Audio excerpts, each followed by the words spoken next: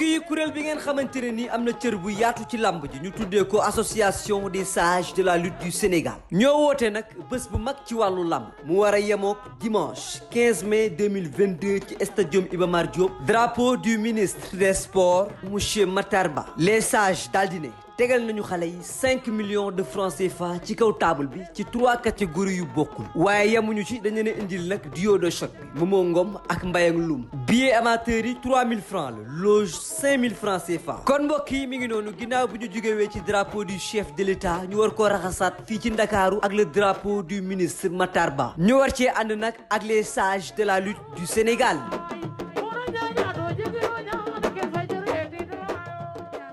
acca mbokk yi kii mooy 86 kilos bi yaakaar naa ne duñu leen ko présenté xam ngeen ko bu baax a baax Tony Junior ki bett Moustapha Gueye ci tournoi comme ni mu ko waxee rek Tony maa ngi lay nuyu bu baax a baax di la ziare bàyyi la nga nuyu ak mbokk internet yi. waaw bisimilah ginnaaw bi ñu sant yàlla julli sant salaam di sant suñu ñaar waajur rawatina gox bi ñuy jógee muy tund Jandeer di nuyu ñi fi teew ñëpp rawatina ñoon Serigne capitaine bi ama Modou Pouy 100 kilos Mbaye Diop Parmarin Babou Kaliñ ñu ngi ziare ñëpp rawatina équipe Dakar bi staff bi. suñu papa Tafa Gueye tamit ñu ngi koy siyaare bu baax suñu coach si Amadou Kati Diop ñu ngi koy siyaare bu baax parce que daj nañ ay coono xam nga coach si Paul tamit ñu ngi koy siyaare bu baax a baax di siyaare suñu docteur Dieye xam nga di siyaare ñëpp daal ñëpp képp koo xam te ne yaa ngi doon accompagner di ñu taxawoo si bis bi bañ am ndam ñu ngi lay siyaare bu baax di la ñaanal jàmm di kontaan si ñoom daal Lamine. yow moom làmb ji da nga koo doon ndax tundu Jandeer yaakaar naa ne ko fa jógee rek tundu Jandeer bu ñu ko waxee sax sa xel ci làmb lay dem donc doon. waaw dañuy am fierté si loolu parce que suñu maam Abdourahmane Ndiaye Falang def na fi lu ne xam nga moom ba mu ne Mbaye Gueye Ndiaye mooy doon na Falang xam nga Mbaye Gueye Ndiaye ni kuy doon na Mbaye Gueye Ndiaye mu ni Mbaye Diop la lion de Jandeer xam nga Mbaye Diop nag ñëw bëgg fi bàyyi leen kay ay champion ñu nga fa tund Jandeer xam nga di jaare waat ñëpp rawatina suñu mag yooyu def nañ ci làmb lu ne tund Jandeer bi kon tamit xam nga boo nee Jandeer nga dëkk rek dañ lay gën a joxaat wàccuwaay bi ndax suñu maam lañ fi def mu nekk loo xamante ni xam nga def na suñu la mais taxul ñu wékku si li suñu maam def parce que dañoo gëm ni dañoo war a def parcours boo xamante ni di leen def ça au moins que buñ ko mënul romb ñu def lu ko soutenir quoi moo tax ñu ngi nuyu war waa tund Jandeer bu baax rawatina kër mbir gi nga xam ne fa laa dëkk di leen siyaare bu baax di nuyu commune de Notto Gouye Diama gi ma bokk di nuyu monsieur le maire Maguette Mbaye di ko woo tamit xam nga mu ñëw gën a jàppaat bu baax a baax xam ni làmb dafa bokk ci ñun te commune de Notto Gouye Diama bi dañoo gis ni bu tooni béréwul rek làmb dafay xaw a suuxee xam nga kon tamit mu jàppale waale mbër yi nga xam ñu nga fa mënuñu am combat xam nga mu leen di jëndal ay ticket pour promoteurs yi parce que bu mu xool ni tooni rek mu ngi dem am na ñoo xam te ni tooni yëkkati na leen am na ñoo xam te ni buñ jugul bu tooni béréwul duñ jóg kon nag maire bi moo si mën a jàpp jëndal leen ay bloc man waxuma mu jëndal tooni dina jëndal gars yi ay bloc ku si mel ni ñoon Elton xam nga pour ñu mën a bëre ñoon Sathiès ñoon Boy Diola ñoon Zarko xam nga ñu nekk commune boobu yëpp daal ba si xam nga ñoon caatu Limassine caatu presse Fallou Ndiaye numéro 2 Notto ñu ngi woo daal monsieur le maire Maguette Mbaye pour nga taxawu jeunesse Notto bi daal. mos nga participer ci drapeau chef de l'État. waaw man daaw rek Dakar laa demaloon ñu demoon di nuyu suñ capitaine Sambala moo ñu yóbbu woon affaire bi mu métti woon si suñ côté lool sax parce que xam nga moo tax ren bi ñu ñëwee yàlla def ñu mu bëri sutura parce que daaw li ñu xaw a arrivé sax mooy côté nekkin bi ak lekk bi dunda bi affaire yooyu xam nga da nga daa nekk arène nationale di entraîner di da coono doo lekk xam nga doo lekk lu baax et puis tamit ñu lay sonal si affaire yoo xamante ni daal mooy ñëw ngeen te la takk guum ci baat di la xëcc fu mu leen neexee daal. ñenn ñoo doon def loolu ñu leen doon encadré. mais ñu ngi doon encadré parce que maanaam daaw moom wax dëgg si yàlla métti woon na si ñun lool parce que mën naa ni sax amaana xam nga moo tax équipe da nga koy jox koo xamante ni dina am au moins connaissance pour mën see génne jeunesse yi mais yow instant bu lu toll ni région de Dakar mënuñoo am jàppale 1 million équipe bu daaw bi amuñu ko amuñu jàppale 1 million parce que mu nekk loo xamante lu ñu metti la daaw bu ñu demee Kaolack dañoo jox ku ne 15000 francs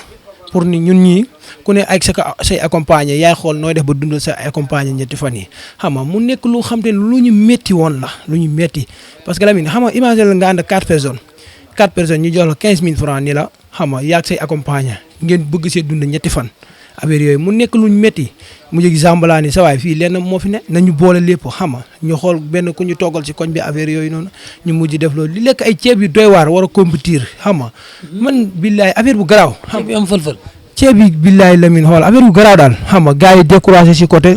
équipe bu Dakar pour man du génn moo dem ba demi-finale yàlla def mu ñàkk teewul dañoo sant yàlla parce que bi ñu demee bëgg moo leen ci bàyyi woon. bëgg moo ñu ci bàyyi woon daaw parce que bi ñu demee premier jour ba ñàkk demi-finale gars yëpp dañ ni woon dootuñ jëm bàyyi nan dootuñ jëm léegi nag après si la gars yi ñëw xam nga Malick ni boo leen ñëwul di ngeen leen indil problème parce que tamit seen i licence dañ koy téye léegi Zambala ñuy wax gars yi ni non non nañ dem accompagner ko mu jeex mu jégi sax gars yi nii nañ dem daanu ñibbi si mu jeex quoi ñu bàyyi ñu mën a ñëw.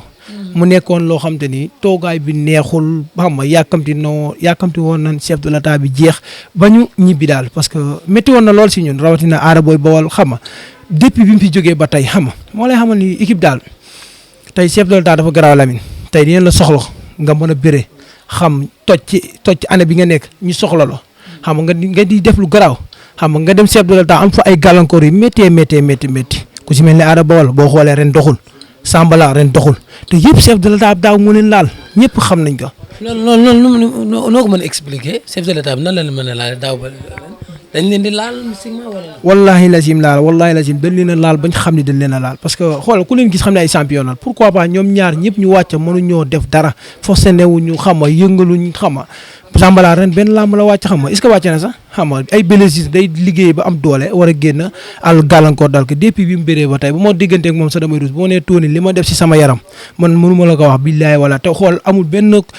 autorité boo xam dëkk na Dakar woo ko amul kenn ku ko jàppale. kon nag maanaam bi muy man la nga ko soxla woon léegi jeex na kenn ootu ko téléphone. pour man daal wax dëgg si yàlla boo soxlaa ndaw laaju la xaalis mu bàyyi lu bari ndax yow ay nit di ko fay xaalis mu bàyyi lépp du mooy ndax yow boo amee gàllankoor au moins que nga woo ko téléphone donc boo ko mënul jox dara nga woo ko téléphone dalal xelam daal mais daal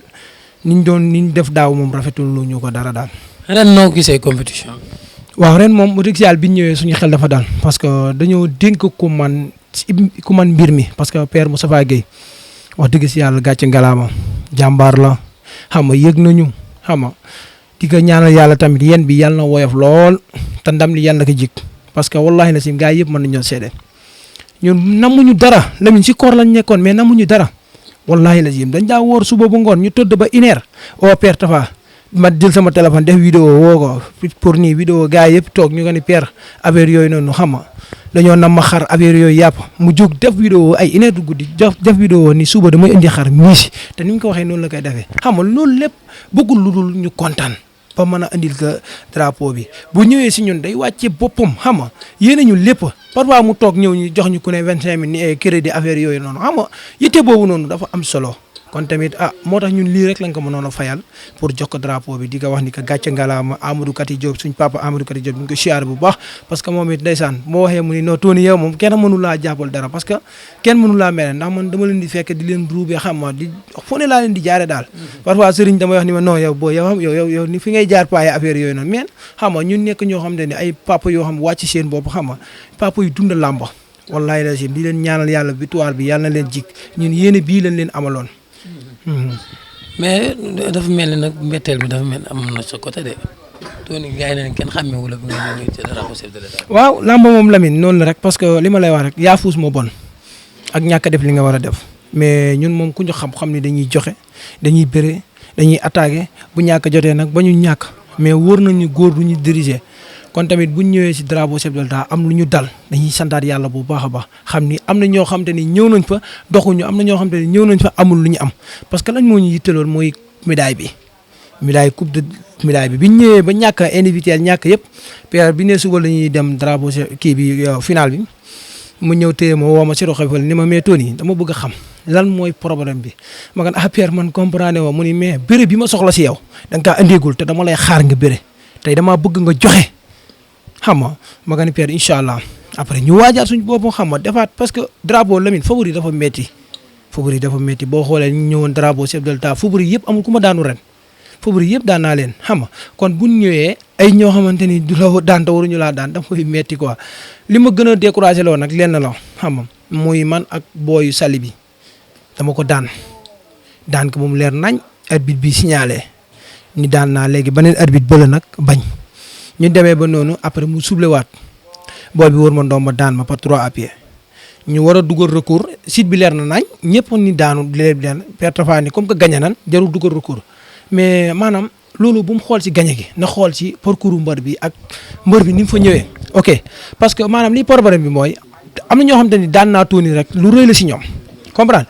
comme tamit gis ni mu naroon a métti ñu di Tony daa naroon ñëw ba drapeau chef de l'État gisul affaire yooyu noonu xam nga mu nekk loo xam dañuy métti mais boo suivre lamb dëgg ñiy wax danaa Tony ñëw wala yooyu noonu mais daal Lamine métti woon nañ suñ côté ba toog nañ ci suñ roq ñu xam ni ñun dañoo war a bëre. boo xoo 40 ans rek dégg naa da laa yemale sa place. non bandi moom li ma la wax rek bandi moom 2 fois lañ bëre individuel mu génne ma gagné ko par équipe. comprendre parce que wax naa ko keroog avant ñuy bëre ma nga ni bandi démb da nga xam ni Tony daa réeroon nga dox ci kawam avant nga xalaat Tony daanoo man comprendre mo sax lu ma daan ni ka tey Tony moo ñëw na nga attaqué boo attaqué combat bi du mat minute ku xool combat bi ni mu demee nga xam ni manel dafa am dëgg-dëgg mayu ma ko sax fu mu naa ni ñeexu ñebe maa lépp doole Lamine Tony xanaa lu problème Tony mu ñëwul mën nañ ko comprendre mais nag duñ xajamal dara parce que lamb la comprendre kuy bañ ñu daan la bul bëree. ñaata combat nga bëre. man jàpp mu ko Lamine. non keroog comprendre wu ma sax man li xew Lamine. xam nga ñaata combat nga bëre. ñi ma wallaahi comme 6 nga bëre. waaw dama ñëw Serigne ne ma ñoom ñii sax ñoo may expliqué ma leen waa mais gars nu mu demee affaire yooyu gars yi ne ma non Tony doo yaa fuus kaay affaire yooyu kaay duglu lii affaire bu ma Serigne di courage affaire yooyu noonu ni ma mënoon nga demee na neen nit di la woo wala tamit ñu naan Tony dafa ragal wala ñu naan Tony du joxe wala affaire yooyu mais loolu lépp amu si kuy wax danaa Tony ñëwul loolu rek sag la kon bu ragal dara di nga ñëw di nga dikk affaire yooyu mu jaral ko muy sacrifice boppam di jël ay bagage am di ma jox barki alxuraanu karim billaay lu mbër musul def Serigne Ndiaye def na ko barki alxuraan jël bagage am di ma jox xam nga affaire yooyu noonu moo tax keroog dimanche boo gisee ñun dugg see nga xam ni Tony moo ñëw keroog bi ma ñëwee damaa yëngal stade bi Lamine tey ku wax ma leen ni Tony moo ñëw sama bagage ci mikaay yi ma jaxase lépp ñëpp dañoo mujj tiit barki alxuraanu karim barki yëngal lamb yëpp toute la journée dimanche bi dama koy daw forçonné affaire yooyu noonu parce que yëg naa si sama bopp loo xamante ni wër na ma ni tey dinaa joxe te dama amoon yëg-yëg ni ak amoon confiance ni Dakar dinaa leen génn si situation moo tax keroog bi Babou Kaliñ daanee Mbaye Diop daan ma leen ni kon jeena parce que bu dee Tony rek moo de damay daan bandi 40 ans maa ko bu dugal parce que booba xam naa ni Tony ñëw na waaw moo tax ma wane loolu dox si kawam xam nga bi rek moom daan ko jël bu garaaw daal. kontaan naa ci yow lay wax ñu jàppoon ci combat yi. waaw ñi santaat bu baax gars yi rawatina staff bi bu baax a baax di sant waa Kër Mbir gi ma jógee Kër Mbir maa ngi leen di sant bu baax a baax parce que dañuy sonn si seen doom xam nga démb ba tey maa ngi laa si benn message Lamine parce que ñun dëkku baykat la ñu nekk xam nga newee jeeg suppome jeeg basante beeg lépp luy lëjum ñaam meeg lépp loo xamante ni mu nga fa màngaak lépp Kër Mbir lay jóge pour man état war na gën a mën a gestu jeunesse su Kër Mbir bi xam nga tund jandeer bi parce que xam nga dañuy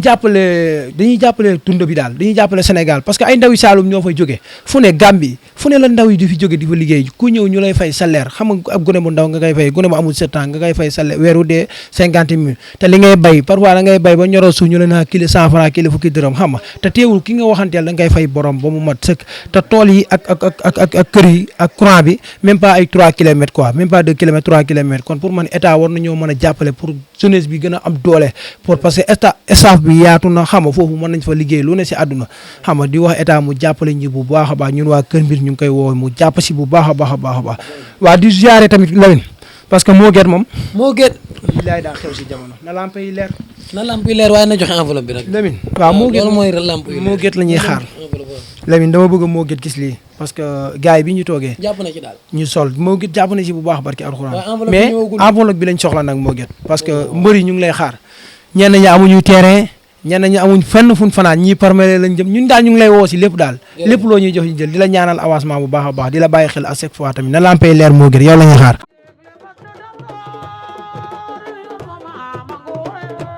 mbokk yi kuréel bi ngeen xamante ne nii am na cër bu yaatu ci lamb ji ñu tuddee ko association des sages de la lutte du Sénégal ñoo woote nag bés bu mag ci wàllu lamb mu war a yemook dimanche 15 mai 2022 ci stadium Iba Mar Diop drapeau du ministre des sports monsieur Matar Ba les sages daal di ne tegal nañu xale yi 5 millions de francs CFA ci kaw table bi ci 3 catégories yu bokkul waaye yemuñu ci dañu leen indil nag duo de choc bi Momo Ngom ak Mbayang Loum billet amateur yi 3000 francs la loge 5000 francs CFA kon mbokk yi mi ngi noonu ginnaaw bu ñu jógewee ci drapeau du chef de l'État ñu war koo raxasaat fii ci Ndakaaru ak le drapeau du ministre Matar Ba ñu war cee ànd nag ak les sages de la lutte du Sénégal